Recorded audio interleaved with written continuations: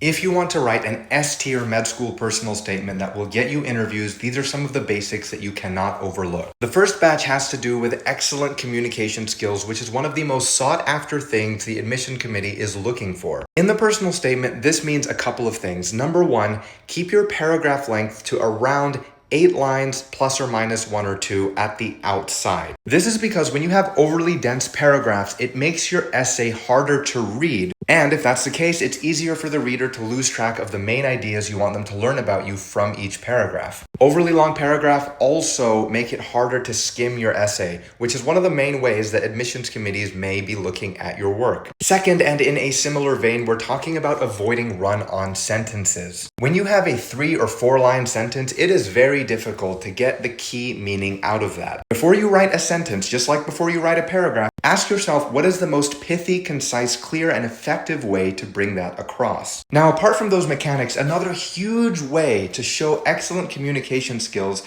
is to understand what the reader is looking for. Remember that the personal statement is not a piece of creative writing. It is a professional application essay. That means that the quality is not going to come across because of the creativity of the metaphors or similes that you're putting into the statement. Quality is going to come through clear and concise paragraphs that each have a key meaning and are coherent, both internally and between each other, and I'll explain what that means. Internal coherence means that each sentence in a paragraph is functionally relevant. Each sentence builds towards the main point. There's no extra fluff. Moreover, you don't ramble between different topics in one paragraph. It's clear and easy to parse through. The broader coherence means that each individual paragraph makes sense in terms of its placement and how it fits into the narrative of growth that you're building between paragraphs and in the overall essay. Finally, let's talk about the introduction and conclusion. If you're an expert communicator, the introduction will have that function, not only of communicating a key idea, but it will also functionally serve to originate the journey of growth that is the overall topic of the personal statement. The conclusion then will bring together each paragraph as if each paragraph was a clause in the overall argument of why I want to be a doctor. The introductory and conclusion paragraphs will be a little bit shorter and more pithy. And in the conclusion, you will not be bringing in new evidence. You will be synthesizing the claims that you have made throughout the personal statement so far. This stuff is complex and hard to get without actually sitting down and looking at an essay, but I hope this made sense. If you're looking for additional support, check out the link in my bio or leave a comment and you might inspire the next video. Remember that writing a top-tier, S-tier personal statement